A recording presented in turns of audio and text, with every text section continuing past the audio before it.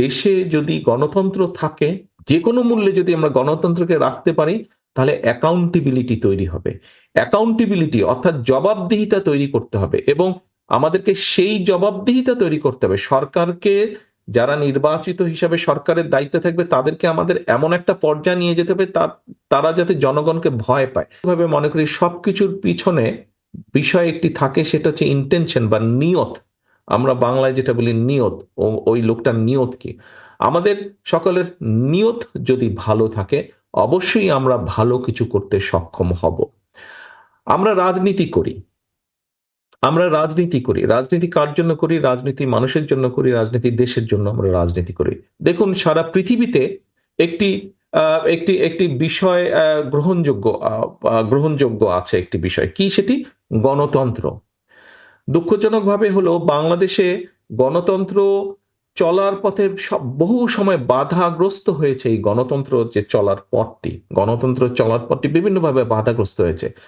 আজকে আমি মনে করি এখানে আপনারা যারা আছেন, আমরা সকলে মিলে যদি একটি শপথ গ্রহণ করি, এবং এই শপথটা যদি আমরা সকলের কাছে নিয়ে যেতে পারি, যে সেটি হলো যে কোনো মূল্যে হোক, আমরা যেই গণতন্ত্রের জন্য জুলাই আগস্ট মাসে প্রায় ১,৫০০-এরও বেশি মানুষ শহীদ হয়েছেন, যেই গণতন্ত্র পুনরুদ্ধারের জন্য গত প্রায় ১৬-১৭ বছর ধরে, এক যুগেরও বেশি সময় ধরে বাংলাদেশ জাতীয়তাবাদী দল বিএনপি সহ অন্যান্য বিরোধী দলের বহু নেতাকর্মী গুম খুনের শিকার হয়েছেন, সেই গণতন্ত্রকে যদি আমরা কন্টিনিউ করতে পারি, আমরা যদি একটি গণতান্ত্রিক প্রক্রিয়াকে কন্টিনিউ করতে পারি, তাহলে অনেক কিছুর সমাধান রাতারাতি হবে না, বাস্তবতা এটাই।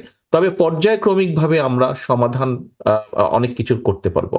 আজকে আমরা বিগত যে পলাতক যে স্বৈরাচার, তার সময় আমরা একটি জিনিস দেখেছি, এটা বাংলাদেশের ছোট বড়, শিক্ষিত অল্প শিক্ষিত অর্ধশিক্ষিত সব ধরনের মানুষ কিন্তু একটি বিষয় আমরা রিয়েলাইজ করেছিলাম, কোনো অ্যাকাউন্টেবিলিটি ছিল না দেশে।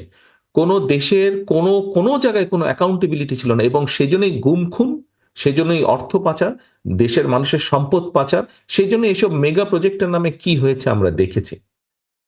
প্রিয় উপস্থিতিবৃন্দ, আমি মনে করি দেশে যদি গণতন্ত্র থাকে, যে কোনো মূল্যে যদি আমরা গণতন্ত্রকে রাখতে পারি, তাহলে অ্যাকাউন্টেবিলিটি তৈরি হবে।